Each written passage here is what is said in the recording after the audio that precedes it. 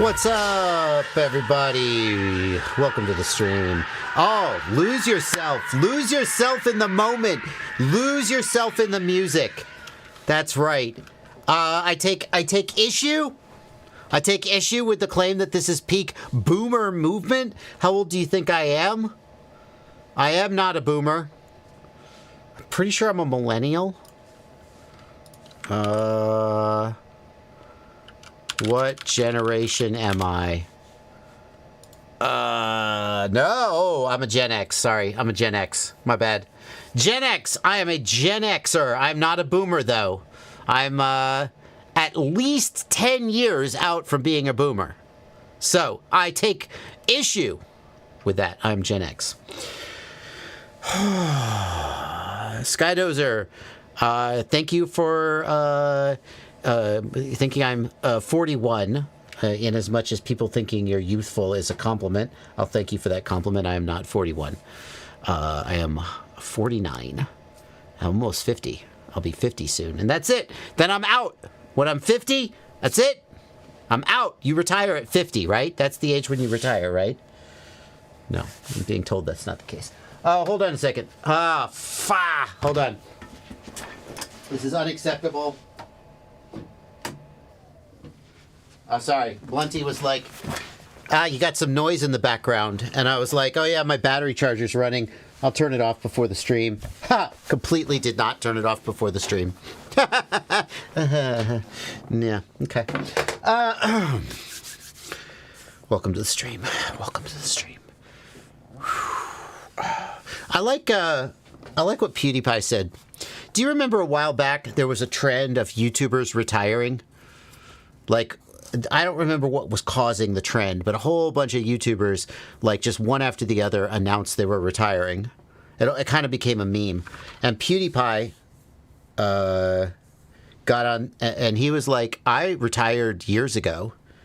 I still make content. I just stopped making any content other than the exact content I want to make for my own enjoyment without any regard for how many views it would get. And I was like, that's a wise man. You don't go onto your channel and say, I'm retiring. Because as soon as you do that, well, first of all, it's going to like just F up your whole, you could just slow fade and coast and continue to make money for years. But if you announce like you're retiring, then like, I don't know, it feels like that kind of like just closes a door in some ways. People are going to be like, oh, he's retired. But as soon as you retire, the very next thing you're going to want to do is keep making content because now it's fun again. So PewDiePie's a smart man. If I ever do retire, then I won't announce it. I'll just make videos about whatever I want to make them about. And unless you're really paying attention, you won't even notice the difference. Well, maybe you'll notice the difference. I don't know. Anyway.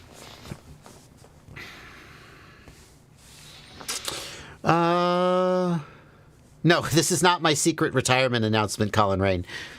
Just talking about, being old and turning 50. Turning 50. My birthday is soon. Appreciate, people always ask what keyboard I have. This is a Ducky 1 with cherry brown key switches. And for those who noticed the keycaps were sent to me by a friend.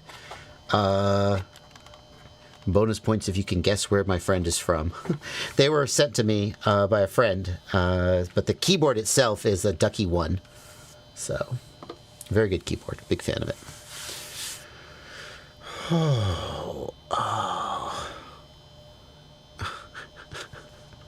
Oh, I wonder if you could guess. Is there some other thing still on back there? Oh, shit.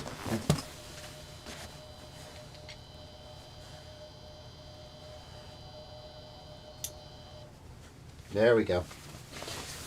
The P200, that Toolkit RC P200 DC power supply. That's it. How about that? Is that better? We good now? Yeah, sounds good. Okay. Phew. My goodness. All right. So, if you want to, I never do anything. I never make a big deal out of my birthday. I never make a big deal, except at 100,000 subs. I haven't made a big deal out of my big subscriber. 100,000 subs was the last time. I think I made a big deal at 50,000. I made a big deal at 100,000. I just like, just want to make content, post content, and do my thing. And, yeah. I don't know. It's funny. Because I'll get off this topic in just a second, but for a long time I worked my day job and I worked YouTube on the side. Fortunately, I worked from home, so it was really easy to take time to play with drones when I was supposed to be doing my day job, and then still do my day job in the meantime. And then at a certain point, I quit my day job to do YouTube full time, and I woke up the next morning. My last day of work, did all my exit interview and all that other stuff. My boss, said to have a great life, whatever. And the very next day I woke up and I didn't have to go check my email. I didn't have to go on a meeting. I didn't have a report to deliver for a customer. I was like, I can do whatever I want today. And I took myself out to lunch just in the middle of the day, which was the height of luxury. Because even though I worked from home and technically, you can kind of sneak out. But like if my boss called while I was sneaking out and expected me to be in front of my computer, I'd be in trouble. But I was like, I am my own man. I am free. And then very quickly, it was like, well, now I gotta make videos. I gotta post content. Oh my God, I've doomed my whole family to be out on the street. and that sense of freedom dissipated very quickly, and I'm still having a great time. But then I thought about PewDiePie saying, you know what, I've retired. And now I just do whatever I want. And it's funny to me that, like, at the very first day when you're self-employed, you have that sense of freedom of I could do whatever I want. And then very quickly you're just like, I have to do things. Oh my God. If I don't do things, I won't make any money. I'll fail. And then at the end, you're like, I could do whatever I want. No, maybe I'll get there. Not yet, though. All right, let's take questions. Let's stop bullshitting. Let's take questions. We're going to take questions. What's going to be the first question? Blunty's got 27 questions queued already, and I'm just shooting the shit. Will the O4 system with the G3 goggles and the RC3 initiate return to home when the signal is lost, as the RC3 now transmits to the goggles and not the air unit? So how will it behave? Dino FPV, I should say I don't fly with the DJI RC, so I want you to know that what I'm saying is just repeating what other people have said and what I believe, but it's not my personal in-depth experience, so take it with a grain of salt. But the... You're talking about the scenario where you still have video link? No. Okay, one possibility is you're talking about the scenario. So first of all, the way the RC2 and RC3 controller work is that they bind to the goggles, and then the goggles piggyback the control link on top of the video link. So the RC1 had a separate control link to the air unit. And so you could get into a situation with the RC1 and the V1 and the V2 goggles where you lost video, but you still had control. That can't happen with the RC2 and the RC3. The way it works is if you have a video link, then you have an RC control link. And when you lose the video link, you also lose the RC control link. Now, theoretically, the battery could die on your RC controller, right? And then you would have a video link but no control link. That could also happen. But in general, unless something like crazy like that happens, if you have a video link, then you also have the control link. That's it. What happens when you fail safe? Well, Betaflight doesn't know whether you have a video link. So there was a post on Facebook recently where the guy said, I was flying and I lost video and my quad didn't return to home. And everybody was like, yeah, that's not how it works. Betaflight only failsafes when you lose control link. And also, and I didn't want to like rub salt in the wound, but I was like, maybe you should have tested failsafe before you went mountain diving. I don't know. Like, seems like the kind of thing some people would do, but I guess you do you, buddy. I tried to be nicer about it than that in the comments. So what happens if you lose video link is you also lose control and Betaflight failsafes. So the answer is that it will failsafe correctly because in addition to losing video, you will lose control because with the RC controller, with the RC2 and the RC3, control and video are the same thing. Does that make sense?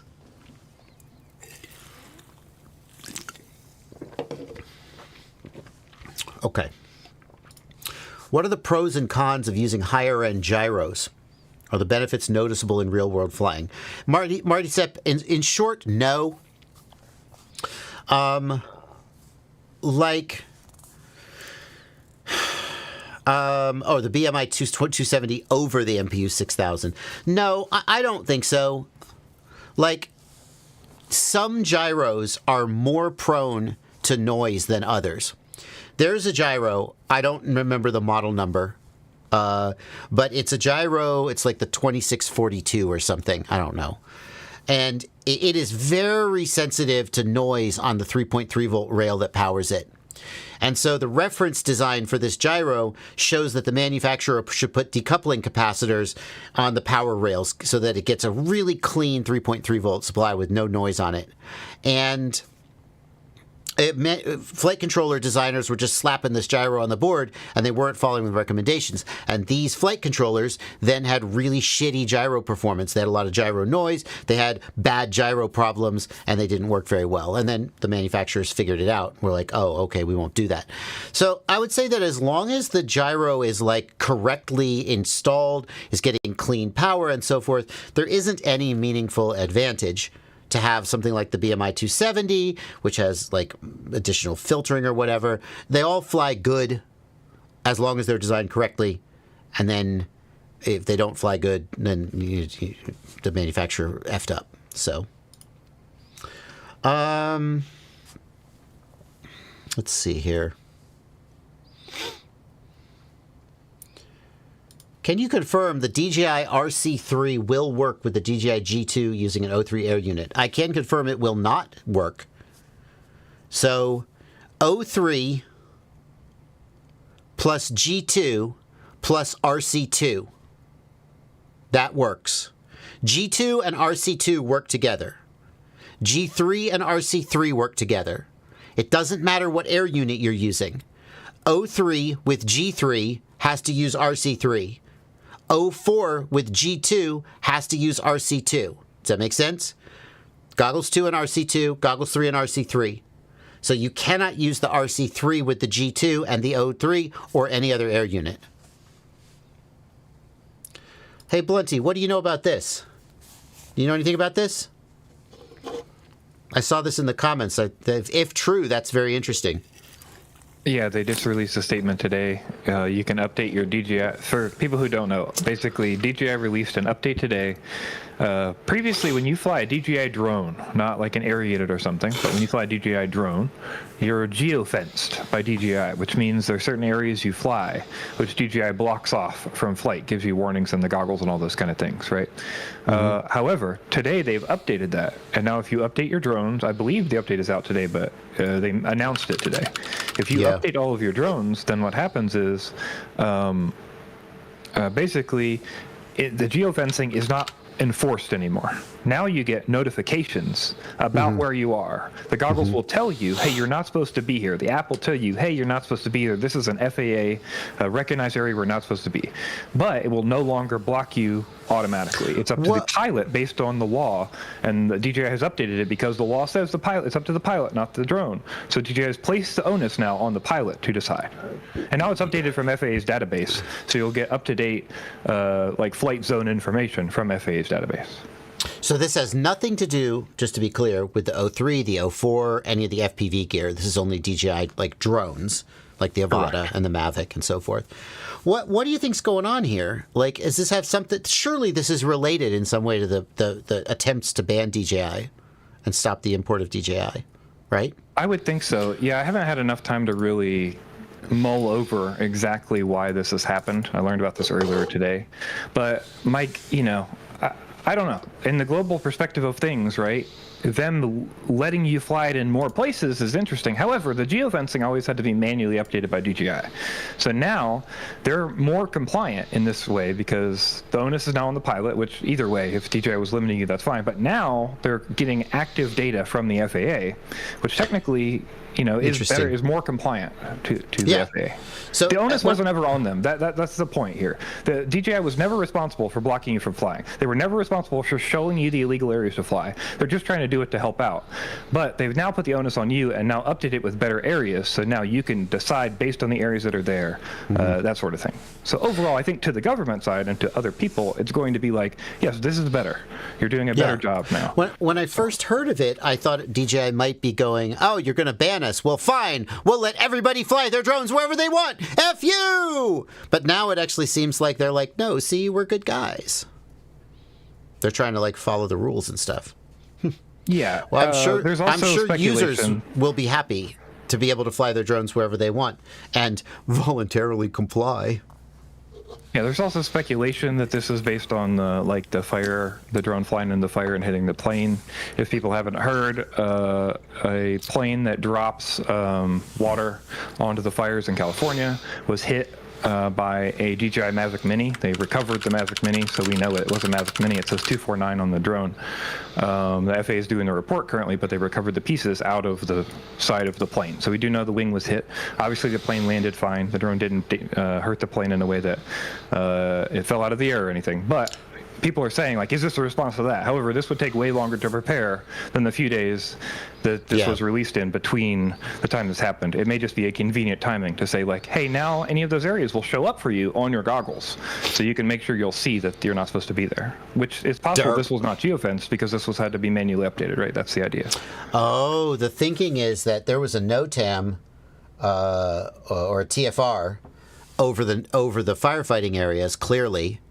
But because you have to manually update the databases, the person might not have been, like, you should, obviously you're a dumbass if you don't know not to fly over an active firefight. But okay, when they powered up their drone said, now you're good to go.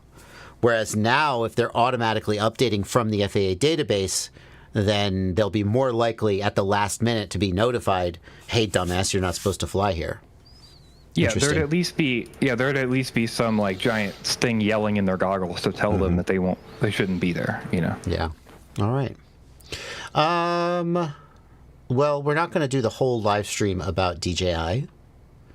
There are a lot of DJI questions today. You know what there also are a lot of? Well, there actually aren't a lot of Super Chats. Let's take some Super Chats. If you guys don't know, Super Chats are a way that you can contribute directly to the stream by hitting the $ down here at the bottom. You leave a Super Chat, and then I read your question. Whereas normally it's kind of like a crapshoot. Blunty will cue your question, and then if I think it's interesting and get to it. And then if not, you can always just email me, jb@joshuabardwell.com. Don't feel bad if I don't get to your question. Just like calling into your favorite radio show. Now I am a boomer. Not everybody gets onto the air. But you can always just email me. Anyway, Steve Tricks has a question in the Discord. And thank you for a $5 Super Chat, Steve. Stevie. And thank you for being a patron, Stevie. Now let's find Stevie's question. Where is it? Steve, where is it? Blunty, help me. You just keep scrolling up. It'll be there. Is it? Oh, there it is. I adjusted my AG01 while my radio was on, and the radio shut off. I was using a metal screwdriver. I powered it back on, and it seems fine. What are the chances I caused permanent damage? I don't know, dude. Right? Probably not great chance. Not a big chance. It's probably fine. But you were adjusting the AG01 using the external screws? Right? Or were you inside the radio with the screwdriver? You shouldn't be able to break the radio by turning the adjustment screws on the outside of the gimbal. It almost feels like it was a coincidence, dude. Yeah, you shouldn't literally be able to break the radio with those screws. They just go into the gimbal. I think you're fine. I would be a little concerned as to like why it powered off randomly, but my first guess would be that it has nothing to do with what you were doing with the gimbal and it's just a coincidence. But that's just like, yeah, that's my guess. Try to do it again. Mess with that screw some more. See if you can do it again. Thank you, RB Ariels, for $7.99 Australian dollars. Happy almost birthday, and thank you for the donation. Leo Iron Wolf, thank you for 2 donations of 11 TRY. Let's make sure Leo has a question. Can we shoot bungee track jump with Avata 2? I'm not sure I know what a bungee track jump is, but sure. Wow, sure, somebody could. A really good pilot, I guess. I don't know what that is. Bungee track jump. No, bungee track. I know what bungee jumping is. What's a bungee track? I'm going to guess that you can, but I don't know what that is. So, sure. Probably. Cold Frettin' Penguin, thank you for $2 super chat. One motor won't spin. Bad ESC or bad motor? Man, there's no way to tell here on the live stream. Basically, what you do is this. You replace the motor. Does it spin now? It was the motor. If it does it still not spin? It was the ESC. That's like, there's a few more little nuanced troubleshooting tips you can get into to try and like diagnose the ESC or the motor. But in general, that's actually what you end up doing most of the time. Vogsol says he replaced the motor already. Oh, well then it's the ESC. Right? Stevetrix says the AGO1 shuts off every time I touch metal to the AGO1. Okay, then you have your AGO1 or your radio is messed up somehow. My guess is that the ground line of the off switch is touching the case, and when you touch metal, it grounds out the off switch or something. I don't know. Somebody's got to get in there, dude. I'm thinking, you open the back of the radio and see if there's a wire pinched into something, and then you're basically causing a short by touching the metal. That's my guess. Yep. Like did you install the gimbal yourself? Then maybe that you pinched a wire. Yeah.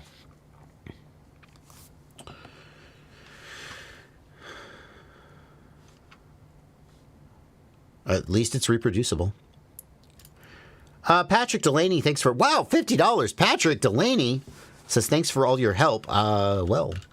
Thanks for your donation, dude. He also asked a question. We've got it queued up. No, I just wanted money for free for the thank you. I didn't want to work for it. I already helped him. No, Patrick, I already helped you. That super chat is for the help I already gave you. You want to answer another question? All right, your tab's running though, buddy. I'm trying to replace the DJI PNP RX with an ELRS RX. I've cut the S-Bus wire, added the ELRS RX, and flashed firmware, loaded my backup, and Betaflight is not recognizing my receiver. So, Patrick, it sounds like you've done everything right. What needs to happen is that we need to walk through. We got to check your wiring. We got to check your ports tab. We got to check your receiver tab. And probably somewhere in those 3 things, you've made a mistake. Okay? Maybe not. We also have to check that the ELRS receiver is bound. That's a step. I should have said that first. Solid light on the receiver indicates bound. Blinking light indicates not bound and some other status condition. So, those are the steps. Yeah, Blinty. Yeah, there's two big ones that I think is going to happen often when you do this. Yeah. One is that you've soldered to an RX, but the RX is actually still S-Bus because, like, for instance, the Xylo board that you use, all the R1s are S-Bus, but one of them is not labeled S-Bus. So you might get confused and think that it's R1, but it's actually S-Bus. So make sure the FC actually has an RX pad and not just an S-Bus pad. The other one is when you flash Betaflight currently, you can only flash Crossfire or S-Bus. So you have to reflash Betaflight to be able to use Crossfire CRSF. Yes. So I always ask for a picture of the receiver tab, and one of the things I look for is the color bars.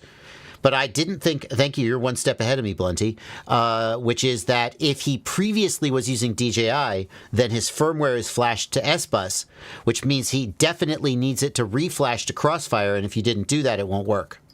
Yeah, Well just to be done. clear, like you said, you can tell by going to the receiver tab, and if you see all the bars completely blank in the receiver tab, you know that it's not on CRSF. Like if you've chosen CRSF, all the bars are blank, you know that it's not there, and you need a flash for it. Yeah, that's good.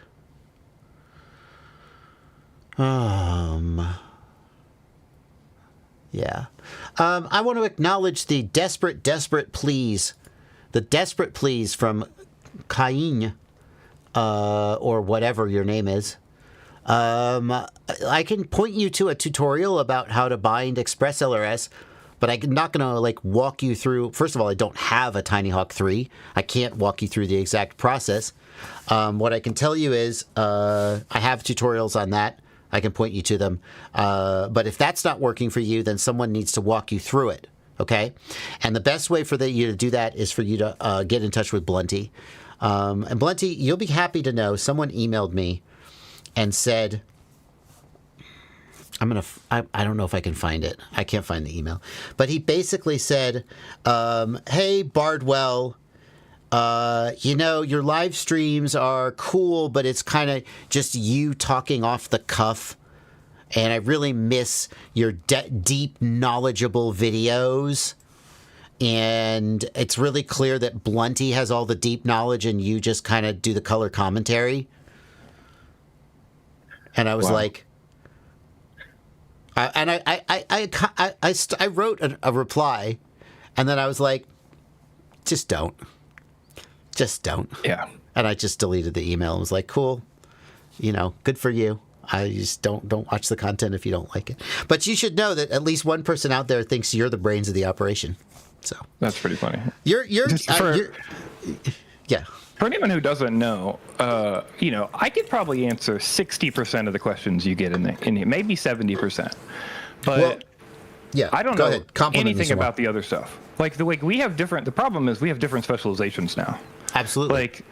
So you do a lot more building and product reviews and new products and specific builds and you're making content for education and all these kind of things, right? And I'm on the daily fixing, and you're also. He sounds like, and you are smart. And you know a lot of things. You know a lot of things I don't know. It's what I like hanging out. Stream down. No, it's not. It's really not. Everybody's in the chat's freaking out. Okay, but it's not. It's running. Okay. It's excellent There's connection. a lot of people saying F. Okay, I know. I think it's stuttered. Okay. I have 0 dropped frames. YouTube did stutter briefly. I think it's back. You know a lot of stuff, absolutely, and you know a lot of stuff I don't know. But I think that then I also know a lot of stuff you don't know, and that's why I think we make a great team. But you sound smart on the live stream because you only chime in when you have something to add or I've gotten something wrong. Yes, and people will notice if you go, "Hey, Blunty, can you help with this?" It's often I can't. You know what I mean? And you're just like, nah. And I'm like, okay, moving on. Yep. Anyway. But here's the thing. Getting back to this guy's question about, you should get in touch with It's Blunty at It's Blunty, ITSBLUNTY on Discord. At It's Blunty on Discord. I'm putting that in chat. At It's Blunty is his username. Message him on Discord. He has a one-on-one service. He'll jump on a Zoom call with you. It's $50 an hour. It's very, very reasonable when you look at how much anything else costs for an hour of a professional's time, and 100%. Or, Blunty, you also, I mean, at this point, I think this guy really needs to get on a Zoom call, but you'll also try and talk people through stuff over email, etc. But I don't. Yeah, I just to be clear, I hate email. Email is from the it feels like it's from the 70s. Over Discord. Please don't email me. I would really like you to message me on Discord so I get a nice notification and it's all in one app and we get immediate response time so we don't have to go back and forth and miss each other. It's email feels really old. So happy to Discord you. I help a lot of people for free. There's a lot of people that get help for free. It's not a big deal. I'm happy to help you. Don't feel bad about it. Donate some money if you want, whatever. But I'm just message me on Discord if you have a problem. Let's get your drone fixed. That's the important part, and then we'll work out the rest. And I also will help you, but it feels like you're at the point where you really want to get on the phone with somebody, and Blunty does that for a much lower hourly rate than I do. So anytime there's somebody who just needs to get on the phone with somebody, I hand it off to Blunty. Anyway. All right, get you if you're broke as shit, we can help you for free, but it's going to be slower, and it's not going to be like real time over a Zoom call, just saying, hey, push this button, do this. It's going to be a little slower. That's just how it is. Yeah, I'll just say it. I always draw the line into call. Like if I have to dedicate time, if I'm picking up a call or getting in a voice channel, that's where the time is getting paid for. Here's the thing. Otherwise, I'm happy to chat with you over text. Here's the thing. Like, there's a million tutorials about how to do this.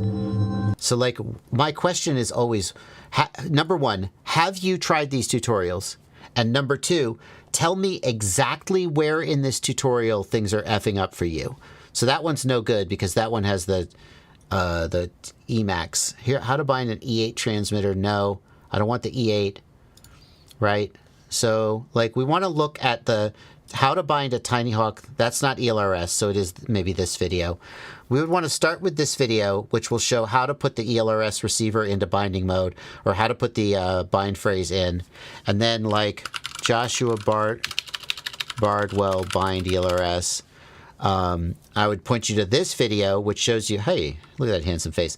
This video, which shows you more about flashing and so forth. Now, you're not going to, this is an SPI receiver, apparently, which is going to throw a wrench in the works.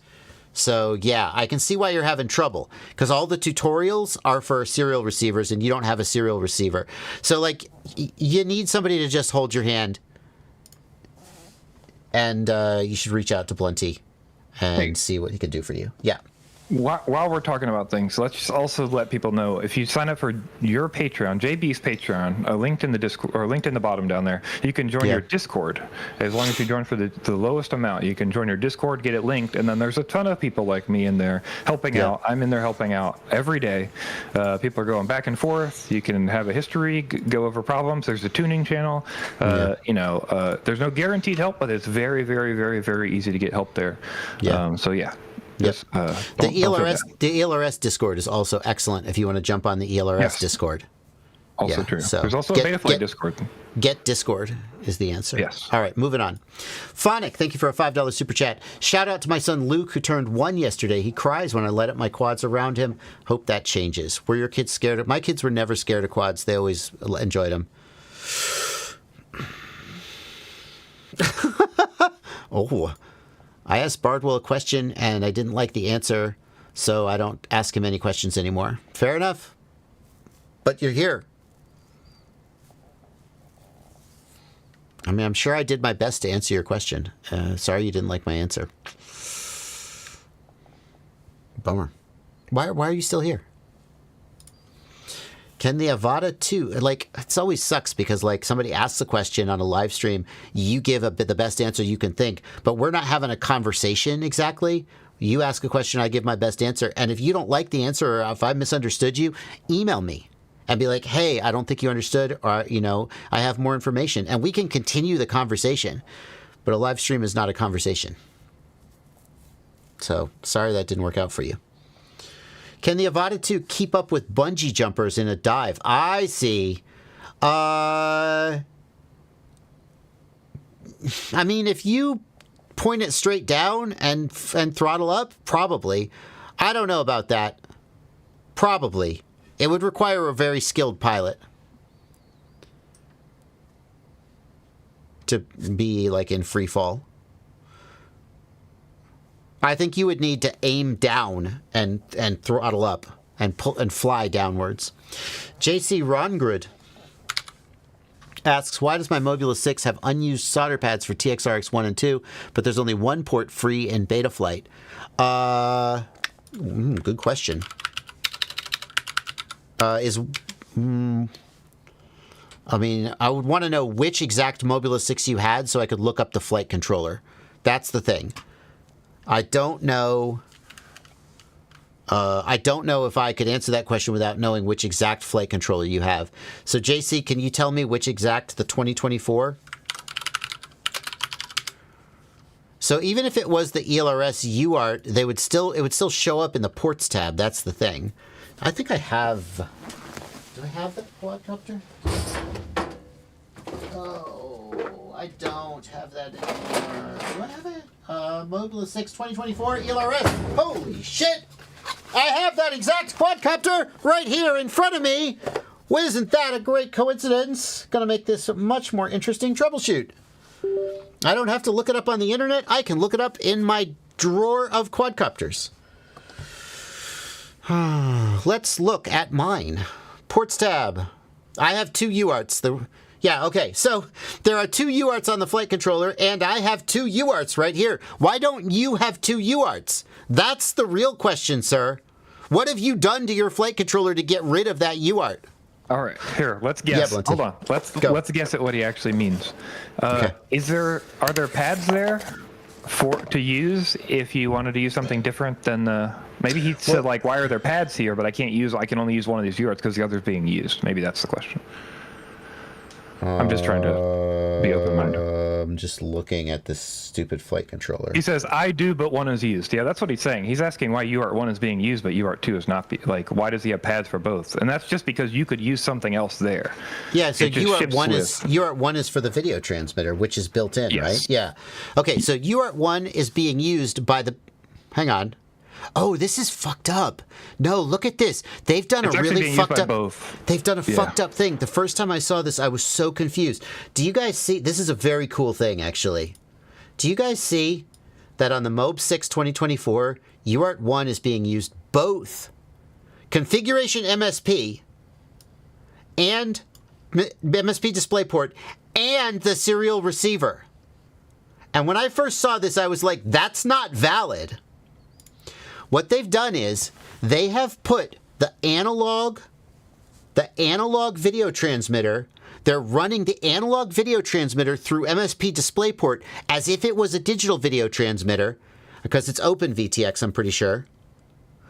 And they're running the ELRS receiver as part of the MSP connection or something through the open VTX, so that they can run the video transmitter and the receiver off of one UART, leaving the second UART free for whatever else you want to do with it. And when I first saw this, I was so confused. I actually reached out to my Happy Model contact, and I was like, I'm sorry. I reached out to an Express LRS contact, and they were like, yeah, no, here's what's going on. And I was like, that's pretty freaking badass. I've never seen that before. So, yeah. Have we answered the question? Why 2 sets of open solder pads? Yeah, so like in theory, you could use an external VTX and receiver with this flight controller. I think you would have to find some way to disable the internal one. And I don't like, sometimes there's a solder bridge you can cut that disables the internal receiver. I don't know if that's true for this flight controller. So like, or maybe they're just covering their butt. I don't know. Maybe it's so that you can flash the video transmitter. The VTX has its own firmware. Maybe that UART connects to the video transmitter so you could flash it. I don't know. But you can't use UART 1 is the takeaway. That's in use and you can't use it.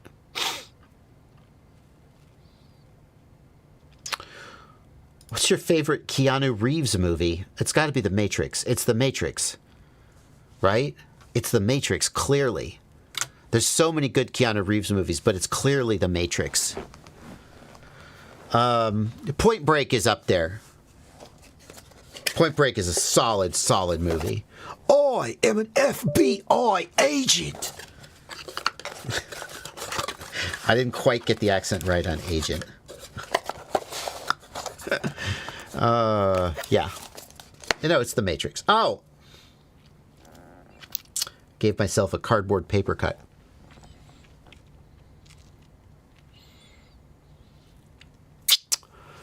How would you rate the different HD goggles for traveling, size, weight, durability, etc.? I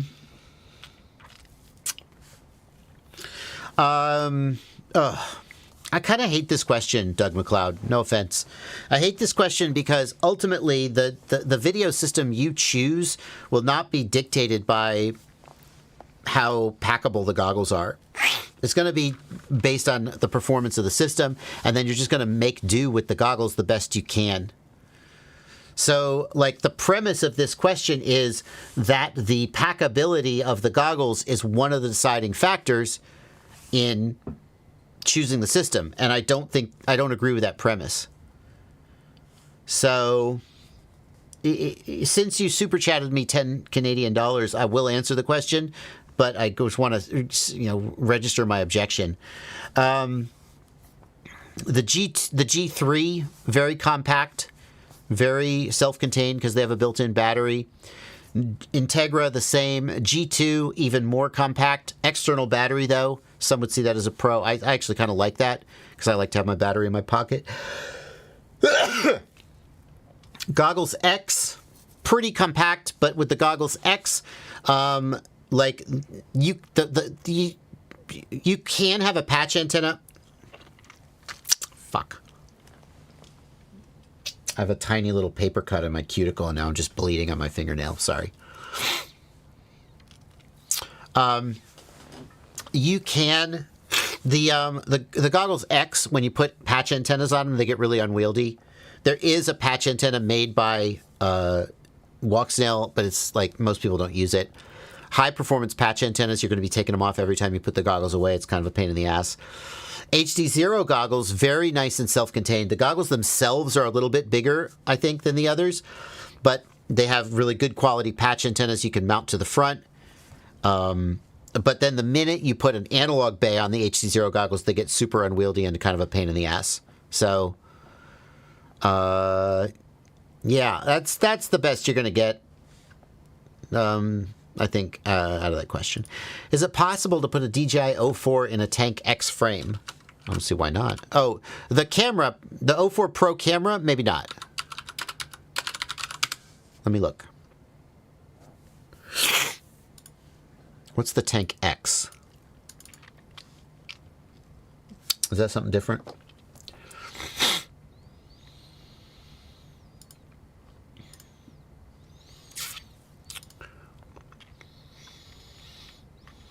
The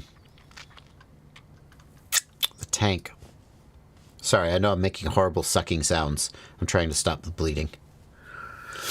So it does look like there's a fairly generous amount of room to fit the camera in the front there. It looks like this is fairly wide. The problem is that the camera will be pushed too far forward, and it'll stick out the front. Generally, that's the case. You would also need to adjust the mounting. It seems like maybe you could print these gummies in such a way as to be able to mount the camera, but it may need to be pushed back. Yeah, Blunty. They have provided prints for that if you want to print solutions. Oh, shit, really? Prints for that frame. Damn, well, that's the answer. Fantastic. Okay, well, then the answer is yes. Great. I knew if I babbled long enough, then someone would tell me whether Rotoride had released prints for it. No, I didn't watch Bubby's O4 review video. It's awkward.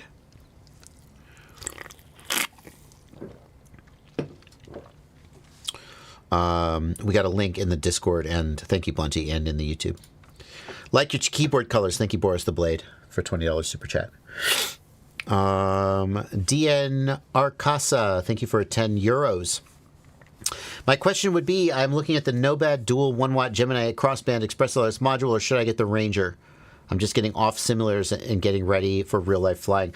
I think that today, the Nomad, if you're going to buy a module, I don't think there's any reason to buy any Express LRS module other than the Nomad.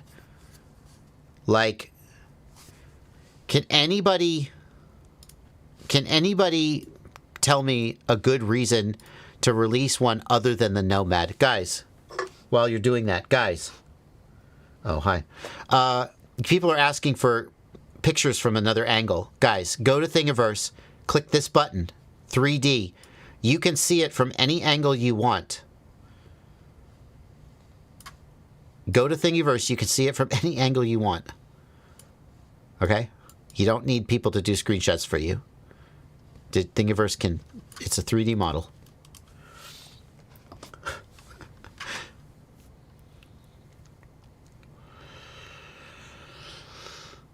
Wow, that's kind of a mess, dude. I get it. He's doing the best he can. Like, And as someone whose frame doesn't have support for the O4 at all, I hardly have room to talk. But what would a live stream be without shit talking? What's happened is he's got these big bumpers on here to help protect the camera, and that is so smart, but also kind of not that good looking. It's kind of gross. Oh, God, look at all that weight. Look at all that. Oh, so much weight. So many 3D prints. Oh, this frame really hurts me.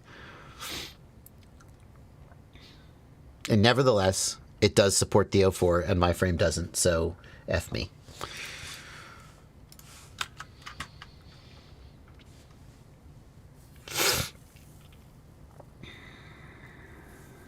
Okay.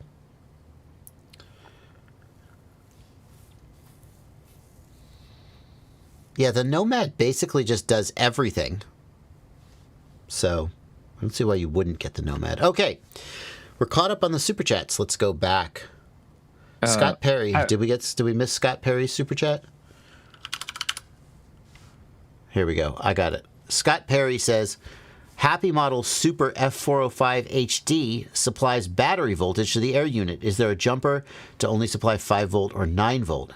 I wouldn't assume so. I would assume it didn't have that regulator. So you can either wire it to the 5 volt regulator. However, be careful because let's look it up. Happy Model Super F405 HD.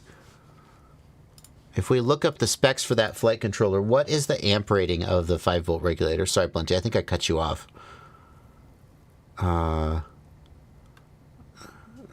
Kick me when I get out of this question. What's the... I just want the frickin' amp rating of the frickin' 5 volt regulator. I'm never going to be able to find it. Stupid. Stupid. Stupid. Stupid. No, no. Why would I need to know that? Why would I need to know what the amp rating of the 5 volt regulator is? I'm sure it's fine. Why would I need that specification? Nah. Amp rating. You'll be good.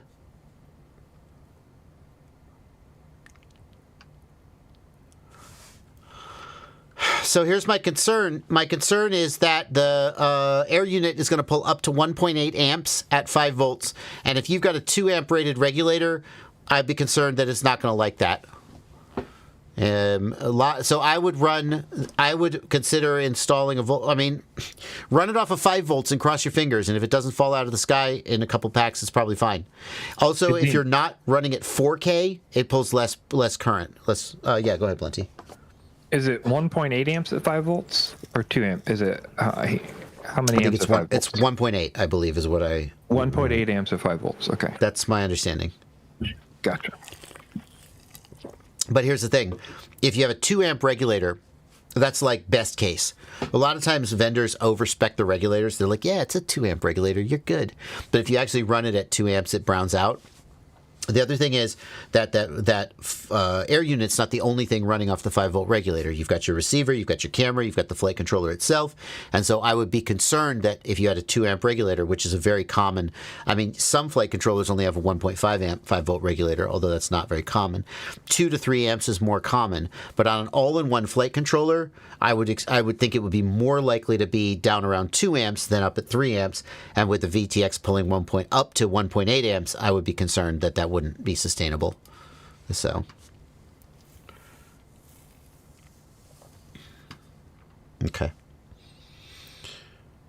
So I would either run it off the 5 volt regulator, just pull that wire out and solder it to a 5 volt pad, or get yourself like a 12 volt step up regulator, a little teeny tiny one rated for like 1 amp, and you're okay.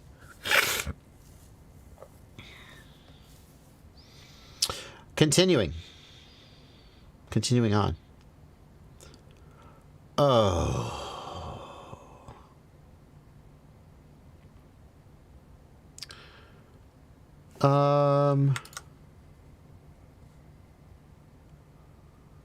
Let's see here.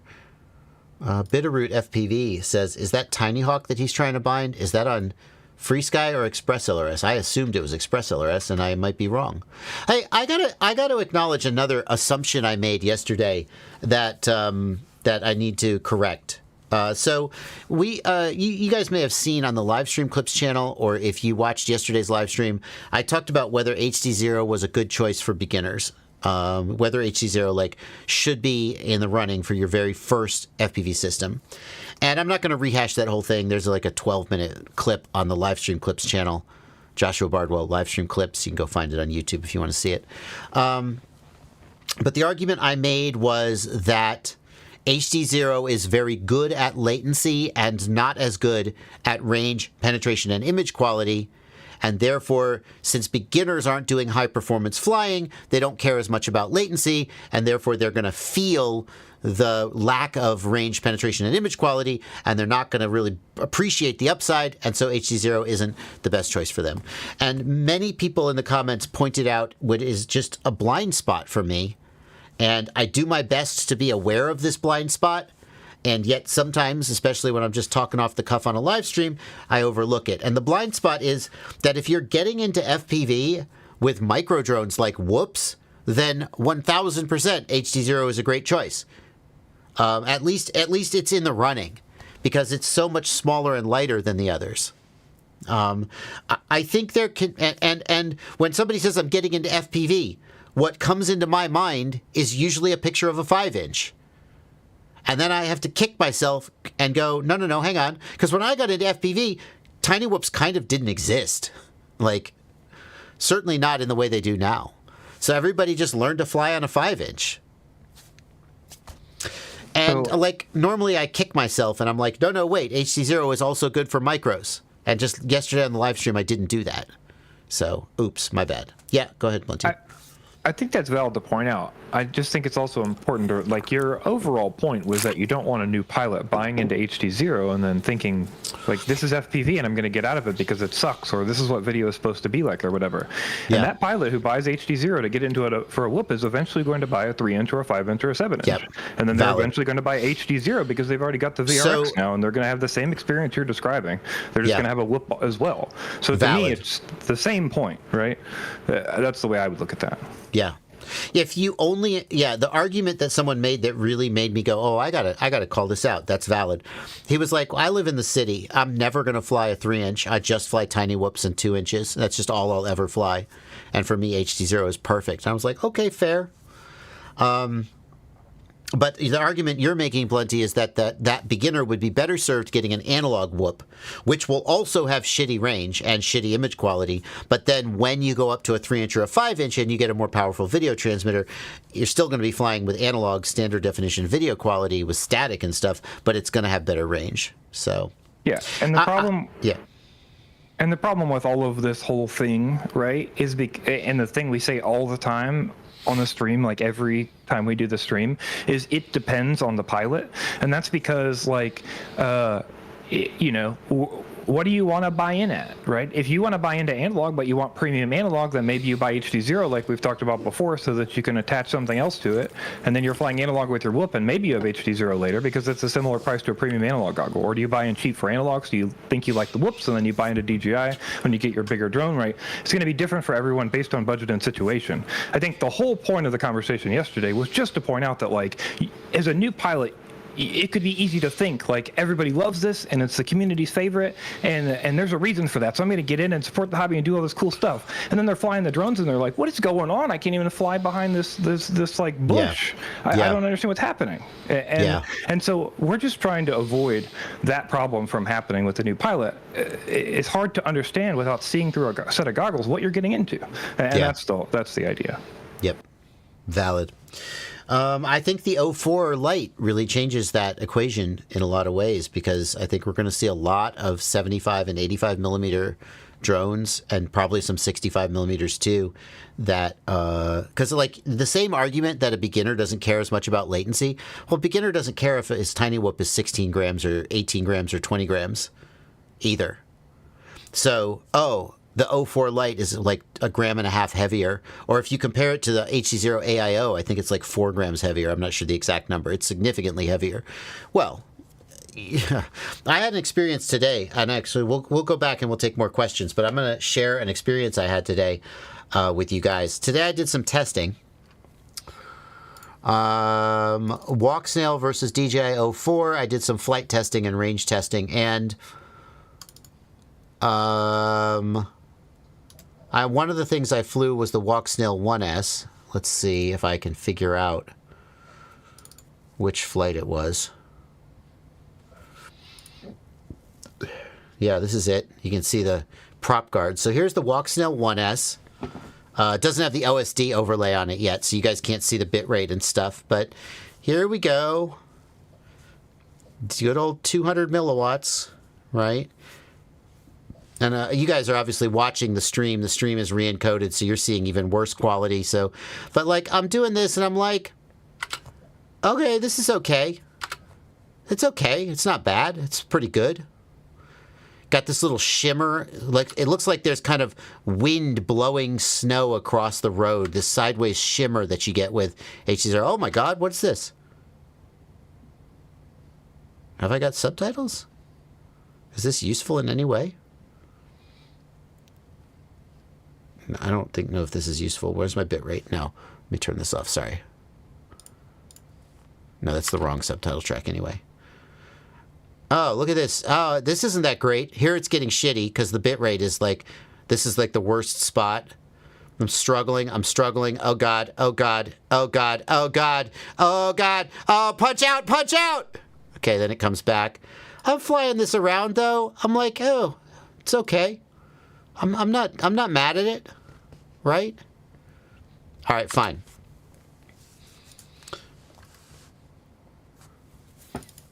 And then I had to do one more flight with the O4 Lite.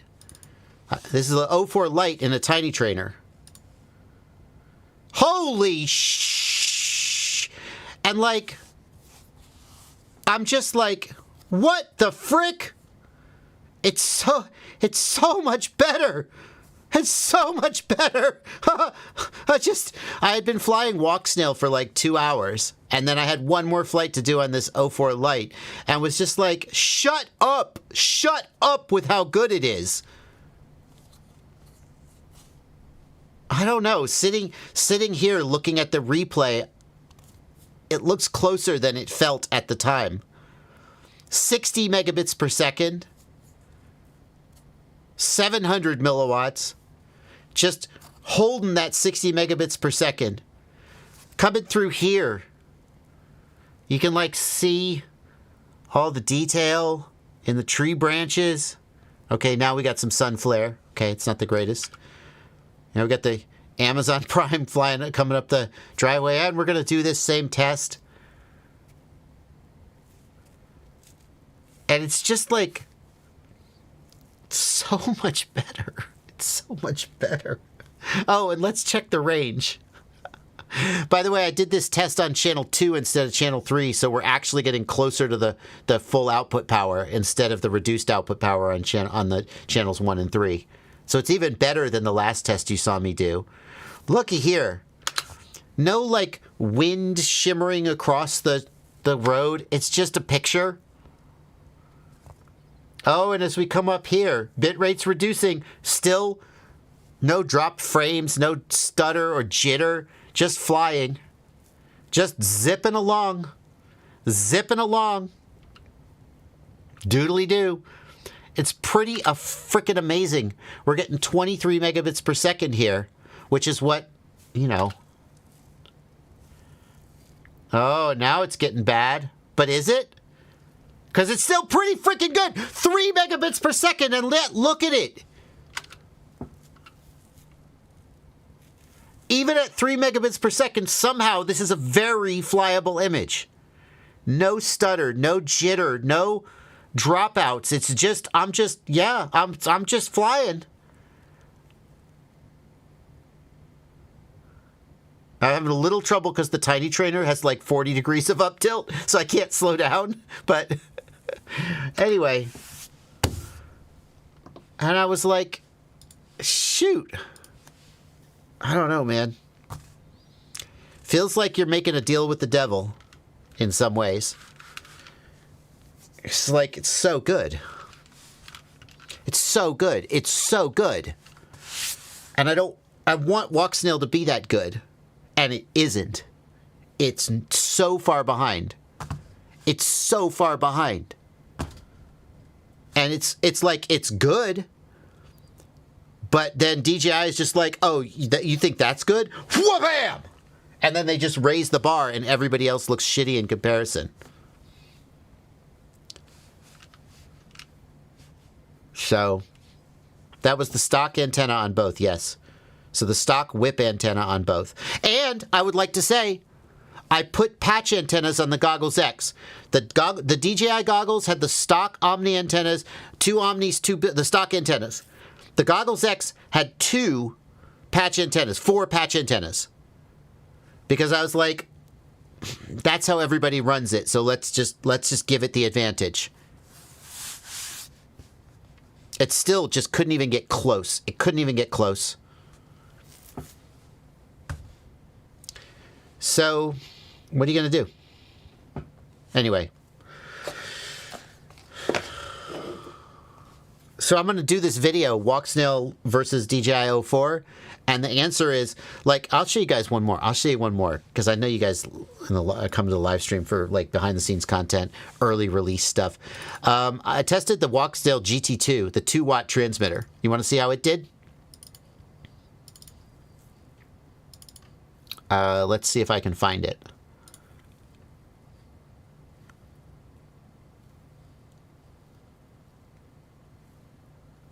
Where's the GT2? Oh, no. I can't use this test. That test is no good. That test was messed up. Hang on. Maybe it's this first one. Is this the GT2? It looks like the camera from the GT2. Yeah, this is the GT2. So here's the 2-watt Walksnail transmitter. And again, I don't have the OSD burned in, so you can't see the actual bit rate. But it's holding 50 megabits per second here just fine. And yet, even at 50 megabits per second, do you see this, like, shimmering across the road? It kind of looks, I don't know what it looks like. It looks like kind of wind blowing smoke across the road. I don't know if you can see that on the stream. 50 megabits per second. The Pro camera, very good camera. It's holding 50 megabits per second. This is a 2-watt video transmitter from Walksnail. And yet somehow it's still kind of not quite as good as the O4 Lite. Like, we're not doing a direct side-by-side, and the lighting conditions changed because I don't control the weather, but it's holding. It's hanging in there, and yet still it's kind of not as good.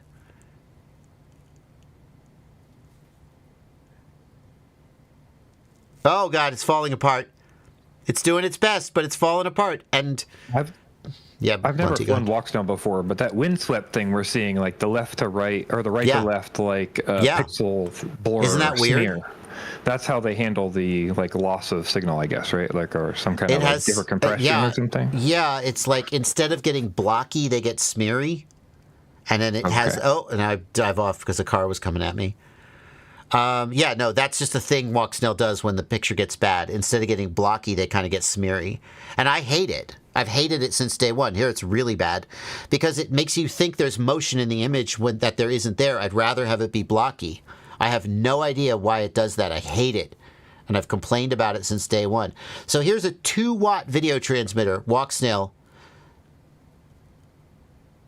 Was this better or worse than the O4 Lite at 700 milliwatts? Debatable. And the fact that it's debatable is like shocking and upsetting. Anyway, just to remind everybody, we're comparing. This is the heavy GT. The GT, right? Correct. The GT2 versus O4 Lite. The O4 Lite, yeah. Correct.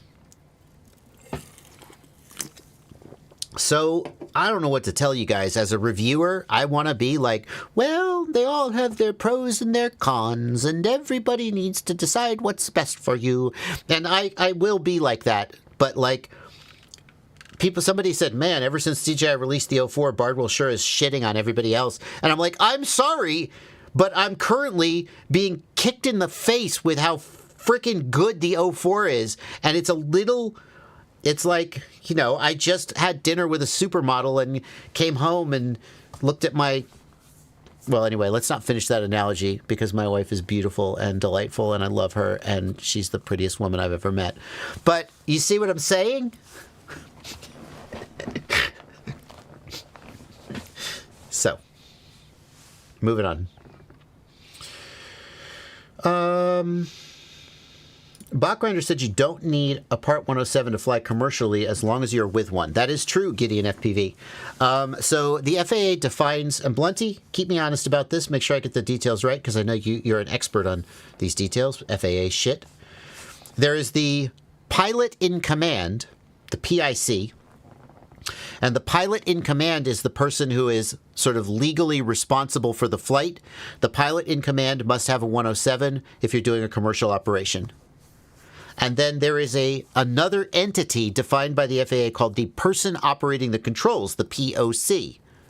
And the pilot in command and the person operating the controls, the POC is the person who is holding the controller and physically flying the aircraft. The PIC and the POC can be the same person. When I fly a drone and I have a 107, I am the pilot in command and I am the person operating the controls. I am both of those things at once. However, they don't have to be. So if there's a person who wants to do a commercial flight and they don't have a 107, all they need is a person with a 107 to come stand next to them and go, I am the pilot in command for this flight. Go ahead, fly the flight. And if anything goes wrong, that PIC is going to be legally responsible. So, like, obviously, you don't want to necessarily just do that without willy-nilly, but it is true that if you don't have a 107, all you need is anyone with a 107 to stand next to you and go, you're good, I'm your PIC, and then you're good to go. And I would like to say, if anybody out there who doesn't have a 107 gets a call from the FAA, and the FAA says, sir, we believe you made these flights illegally. Those were commercial flights. You uploaded them to your YouTube channel. It was a live stream. You got ad revenue and you got super chats. And in addition, you were paid to do the flights by the car dealership and you sold the footage afterwards. That was a 107 flight and you don't have a 107. You're in trouble. Well, if someone who was a 107 operator was standing there with you and that was your PIC for the flights, then you're off the hook. As long as that person says, I was the PIC for that flight, I was physically co-located with him at the time, and I made sure that the flight was performed, all the requirements were met. So. Bunty, did I get all that right? Yeah. Mm-hmm. I think that for non-107 operators, the PIC can be a lot like... Hey, Bunty, here's a question that I've always had. And you're not a lawyer, you're not a legal expert, but let's shoot the shit about this question for like 5 minutes. In a court of law, you're innocent until proven guilty, and therefore, and you have a Fifth Amendment right not to incriminate yourself. So when the government says, we think you broke the law, you can say, prove it, and then you shut up, and if they don't prove it, you're off the hook. But when the FAA comes to you and says, I don't think you had a spotter for that flight. Let's say they did that. I don't think you had a spotter for that flight. I don't think you were within visual line of sight for that flight. And you say, you can't say, well, I did have a spotter. It was standing right next to me. Well, who was it? I don't want to tell you. You prove I didn't have a spotter. Go ahead. And then they say, well, we're going to fine you and we're going to pull your 107, F you. Because it's not a criminal, it's a civil infraction. But it feels weird to me, Blunty, that the onus is on you to demonstrate to the FAA that you were compliant, whereas normally it's on the government to demonstrate that you were not compliant. Any thoughts about that? Yeah, I think it's just different when a government branch has a problem with you. I think they get the burden of proof. I think it's like part of the way the rules work. It's a regulatory thing, right? It's not a criminal thing. Yeah, when you fall under a regulatory code, which is civil, Hearsay is allowed in civil trials, I believe, is the reason. It's something like that. Maybe a lawyer on chat can correct me, but it's something like that. Because hearsay can be used, then they have a consideration of a preponderance of evidence regardless of what they have. Yeah. And because that's the case, it is your burden of proof to disprove their claim. I believe that's how it works. Somebody can maybe correct me. Yeah. Like, I go back and forth on the spot. Like the 107 thing, either you had a 107 or you didn't. Either a person with a 107 is willing to go to the FAA and say, I was the PIC for that flight and put their butt on the line, or they're not, right? But with a spotter, like theoretically, I could be at a park. I could say to a person walking by, hey, you like drones? Do me a favor, stand next to me. Keep your eye on this drone. And if you see anything dangerous, I could brief them. And then they could be my spotter. And I could fly the drone. And then I could be like, well, thank you very much for spotting for me. I'll see you later. They could walk away. I could never see them again. Don't know their name. Don't know their phone number. And if the FAA comes and says, who was your spotter for that flight? I'll be like, I don't know. It's this dude. He was walking by. I briefed him. Didn't get his information. And at that point, are they going to be like, I don't believe you? Here's what I'm going to say. I think that the reason this has to be us trying to figure this out, imagining it, is because this will never be tested. Yeah, fair. Because that's not what they violate people on. So I suspect that it may be more complicated than they just get the burden, or it just falls on you to figure it out. And if you can't prove anything, then who cares? In a case like you're saying with a spotter who's a random person, because that's not required to be documented, right? They're just going to get you on something that requires documentation. And this will never come up. That's my assumption. Fair. I also think about it with the registered drones. Like when I review a drone and I say, this is the new iFlight Nazgul 6, then if I don't have an FAA registration for an iFlight Nazgul 6, right, then I could potentially be in trouble. But like, I flew this tiny trainer, and before I flew this tiny trainer, I was like, did I register the brand new tiny trainer that I bought from 533 3 months ago? I know I registered the tiny trainer I built 6 months ago. And then I thought, well, fucking prove which tiny trainer I was flying that day, FAA. Good luck. And then I was like, or is it on me? I don't know. Real quick, we got a question here, which is, do I need a spotter at a FRIA conducting drone racing? RIS-FPV, FRIA gets you out of the remote ID requirement. It doesn't get you out of any of the other requirements. So you do need a spotter according to the FAA. What you would typically have, like at all the drone races I've been at, there's ample people who aren't flying in this heat.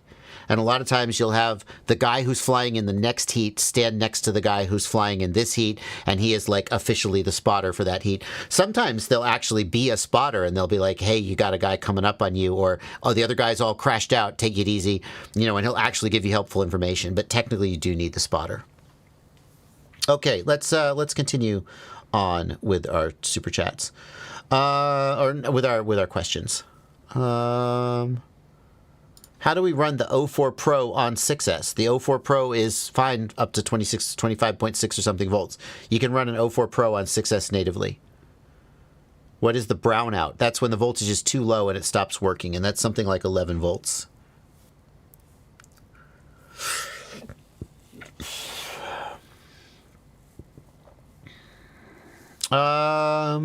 I recently broke my antenna connector off of my VTX. The video feed is still good. Can I fly it, or will it damage my drone? What VTX is it, Patrick Wagner? What VTX is it? It can't be an analog VTX because you would only have a single UFL connector, and then your video feed wouldn't be good. I think it's going to damage your drone because as you fly away, you'll lose video.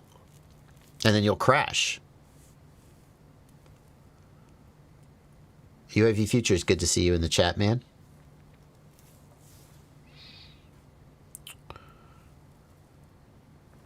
If it's an analog VTX, it will burn itself out very quickly, and it'll just no longer work. If it's a DJI or Walksnail VTX, then you could like lose one of the antennas and not the other and still have some range, but it'll be reduced range. But it won't damage itself because they're protected from that. All right. God, we got a ton of O4 questions. I guess I should take them. I'm trying not to make the whole stream be DJI, but there's a ton of O4 questions. So, let's see here. Here, let's take this one. Phonic. I built a quad last week. It only arms when I assign to a different aux on my remote. The usual arming button won't arm it. No flags. Crossfire, TBS Mambo, SpeedyB stack on 4.4. Phonic, the first thing I would do is I would check in the TBS Mambo. There's a screen that shows you the channel outputs, and I would check that when you move that arm switch that the aux channel is moving. Could be something's overriding that aux channel. There could be a lockout switch or something. There's a special function that overrides the channel. It seems like the issue is that the remote, the Mambo, is not actually like outputting the correct value. So that's what I would check. If you want to go over it with me, you can email me, jb@joshuabardwell.com. And I'll try and like talk you through the exact steps. What's your thoughts on putting the new O4 air unit light on a 65mm whoop? Broke FPV, I think it's doable. Like there are definitely going to be people who tell you it's too heavy. But you know, 11 grams, I think that's doable on a 65mm. It's not ideal, but it is doable. And the image quality you're going to get is going to be head and shoulders above everything else in that size class. The range, penetration, and image quality is so much better than everything else in that size class by easily a factor of 2, just so subjectively in terms of like, it's so much better. Even the field of view, voxel, is acceptable as long as you're not doing stabilization. It's not ideal. I agree. The field of view on the O4 Lite is unfortunate, but my God, when you're flying it and you just can fly anywhere and you get 60 megabits per second and it doesn't freaking matter and you can see every branch in Scraggle, you're so willing to forgive so many other things. At least that's how I feel about it. Siati says, O4 Lite on a 65mm will get you around 1 minute 30 runtime if you fly hard. 1 minute 50 if you're cruising or chasing drift cars. Yeah, so like, again, 65mm, not ideal. Not ideal. I think 75 or 85 is the sweet spot for the O4 Lite. But if you have to do it on 65, I think you could try to make it work. Yeah. I knew Siati was going to have an opinion. He was when I said some people will tell you can't do it, it was going to be Siati. I'm glad you're here, man. What was Stu? Stu was asking a question. Did you test it on any whoops? No, I only have one O4 Lite. It's currently in a tiny trainer. Wednesday, I'm going to Evan Turner's shop, and we're going to do some racing content with the O4 in a tiny trainer with analog HDZero. We're going to test timing. We're going to test interference. That's happening Wednesday. It was going to happen last weekend, but the snow canceled the race I was going to go to, so I had to push it off. Good to see you, man.